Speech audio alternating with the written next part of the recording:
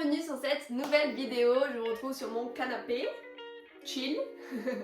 Et dans cette vidéo, j'avais envie de vous parler de deux points très importants, je trouve, dans l'entrepreneuriat et dont on fait longtemps et souvent face. C'est notre confiance et notre estime de soi. Mais c'est quoi la différence entre les deux? Je me suis longtemps posé la question et j'avais vraiment envie de vous le partager parce que à partir du moment où j'ai compris ce que c'était la différence, ça m'a énormément aidé à les travailler et à les booster. Et si tu es nouvelle sur cette chaîne, je suis Mélanie et j'aide les femmes à se lancer dans l'entrepreneuriat ou à développer leurs projets.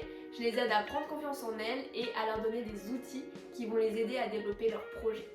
Donc pour commencer cette vidéo, j'avais envie de vous la découper en trois. Donc la première partie, elle sera focus sur vous expliquer la différence entre les deux, l'estime et la confiance, pour bien comprendre l'un et l'autre. Deuxième partie, je vais vous donner plus d'éléments sur comment vous pouvez développer votre estime de vous.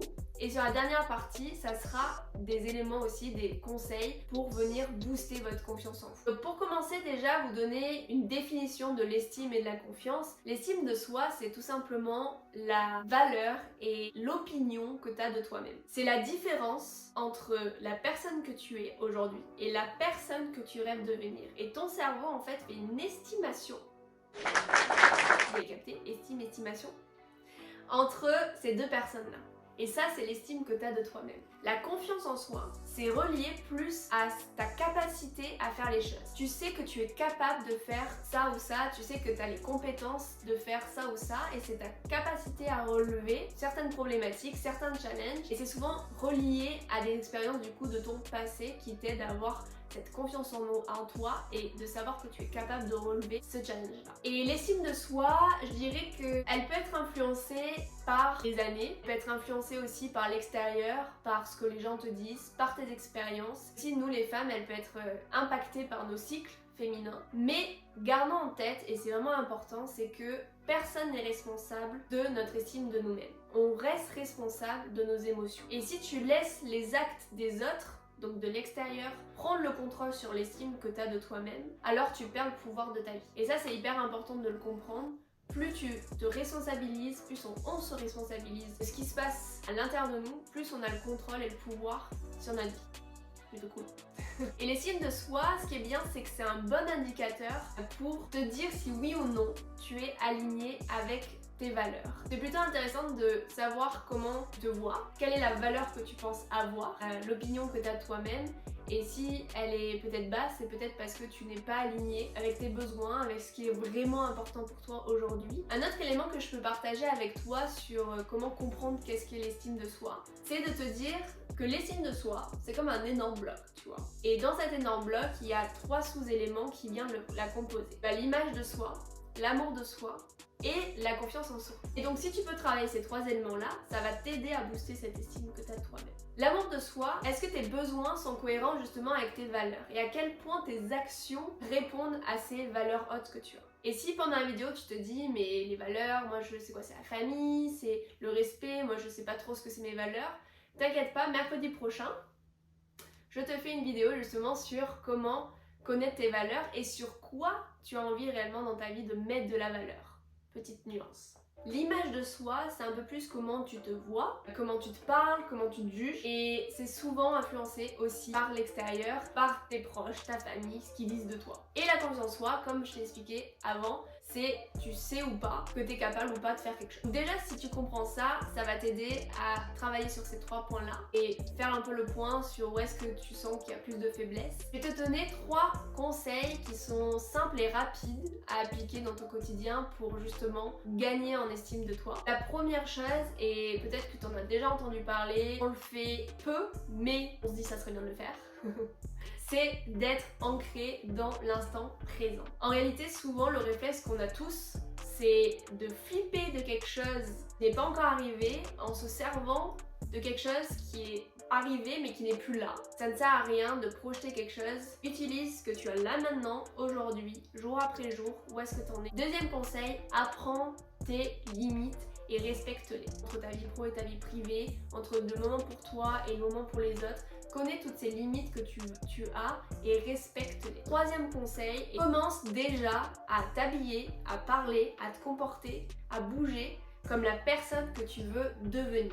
Tu es déjà cette personne en toi, il suffit juste de la laisser s'exprimer, de commencer à bouger, à parler, à t'habiller comme cette personne, finalement tu vas le devenir. Donc ces 3 petits conseils sont super simples, rapides à appliquer. Maintenant je vais te donner 7 points qui eux vont peut-être te demander un petit peu plus de temps, donc n'hésite pas à mettre même pause sur la vidéo, prendre un stylo, un papier ou ton ordinateur et commencer à écrire selon les différents points où est-ce que tu en es et qu'est-ce qui te vient quand je vais te donner ces 7 points. Premier point, ça revient sur l'amour de soi, c'est d'agir en fonction de tes valeurs. Deuxième point, c'est de quelle manière tu peux t'honorer davantage, t'apporter des choses qui te font du bien. Par exemple, ça peut être t'offrir une formation, c'est peut-être t'offrir un massage, c'est peut-être faire des choses qui viennent renforcer qui tu es et le bien-être que tu peux t'apporter.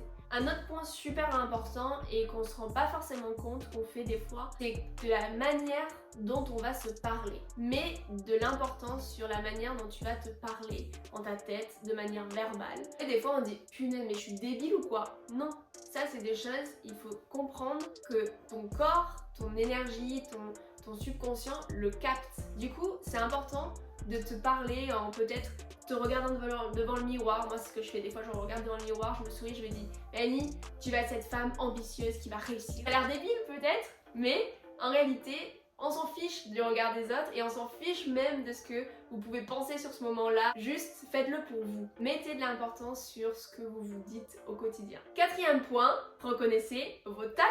Aujourd'hui, on a un peu, dans notre société, j'ai l'impression, honte de se sentir bon, de se sentir peut-être excellent dans quelque chose. Vous êtes peut-être hyper humaine, vous savez vous mettre à la place de quelqu'un d'autre facilement, vous savez écouter, vous savez connecter facilement, faire en sorte que les gens se sentent bien autour de vous. Ça, c'est des talents et ça, soyez-en fiers et affirmez-les. Cinquième point, prenez soin de vous et apprenez à vous aimer. Si vous voulez que les autres vous aiment, vous ne pouvez pas attendre d'eux qui vous aiment si vous êtes la première personne à ne pas vous aimer.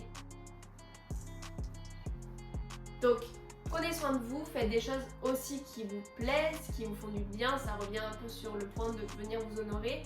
Mais là, c'est vraiment de... Voilà, vous êtes une femme, vous avez envie d'aller faire les magasins, par exemple, parce que ça vous aide de vous sentir... Moi, je sais que ça m'aide de me sentir dans des habits de confiance. Faites du sport, des activités physiques, faites de la peinture... Faites des choses qui vous font vous sentir bien. Sixième point, c'est apprenez à faire la paix avec votre passé. Regardez dans mon passé, ça me permet de me rappeler la personne que je suis aujourd'hui. Tout le chemin que j'ai parcouru entre la personne que j'étais à ce moment-là dans mon passé à maintenant qui je suis. Ce que je peux vous conseiller, c'est aussi d'apprendre à y aller. Avoir le courage d'aller affronter des fois, c'est ça, hein, le passé. Parce qu'en réalité, sur le moment, ça paraît être énorme et ça paraît être un mauvais mouvement. Mais après ça, instantanément, vous dites mais en fait, c'était pas grand-chose. Et le résultat que j'en ai est tellement plus beau et tellement plus positif que vas-y, let's go, je veux voir mon passé, je vais aller travailler mon passé. Donc votre passé n'est pas un ennemi, bien au contraire. Si les choses se sont passées, c'est pour une raison et elles sont là pour vous aider. Et le septième point, c'est d'arrêter d'aller être accro à vouloir de l'admiration des autres. Parce que quand on a cette volonté d'avoir envie d'avoir l'admiration de tout le monde, on est paradoxalement accro au rejet. Maintenant qu'on a parlé de l'estime de soi, je vais te parler de la confiance en soi. Donc comme je t'ai dit, avoir confiance en soi, c'est la capacité à passer à l'action, c'est d'avoir conscience des compétences qu'on a pour relever ou non un défi. Et ce qui est très important à comprendre avec la confiance en soi, c'est que avoir confiance en soi, ce n'est pas ne pas avoir peur. Les personnes dont vous pensez qu'ils n'ont pas peur, c'est juste parce qu'ils ont appris à contrôler la peur et l'utiliser à leur avantage. Je vais donner 7 points qui vont t'aider à booster ta confiance. Donc pareil, je t'invite à mettre pause sur la vidéo si tu as besoin pour faire l'exercice en même temps. La première clé que je vais te partager, c'est d'aller réaliser les victoires que tu as eues. C'est hyper intéressant de lister, tu peux te faire une liste de peut-être une dizaine de réussites, de victoires que tu as eues dans ton passé et de prendre conscience de ce que tu as déjà accompli. Le deuxième point qui peut t'aider à prendre confiance, c'est d'être préparé. Pour ma part, je sais que d'être préparé à l'avance, d'avoir déjà imaginé comment ça pouvait se passer, même des fois sous ma douche, de genre le faire à voix haute, et aussi j'essaie d'imaginer le pire scénario qui peut arriver et comment je réagis avec ce scénario. Par exemple, j'étais hyper stressée la première fois que j'ai donné mon premier cours de classe de bootcamp et en fait, je me suis dit le pire scénario qui peut arriver, c'est que j'ai pas de musique par exemple, parce que pour moi la musique fait énormément dans mon cours. Je peux ne pas parler, juste faire mon cours, ils vont me suivre que je parle anglais ou pas anglais, mais par contre la musique, ça casse toute l'ambiance s'il y en a pas. Et je me suis dit ok, si j'ai pas ça, bah, qu'est-ce que je fais? Ok, je trouve une autre enceinte en backup au cas où j'arrive pas à me connecter. Ça te met en confiance et t'es prêt à y aller. Troisième conseil qui peut être intéressant à faire, c'est d'essayer des nouvelles choses. Ta capacité à te mettre dans des situations que tu connais pas va te donner confiance sur ce que tu penses ne pas être capable à la base et en fait te surprendre par toi-même, de toi-même.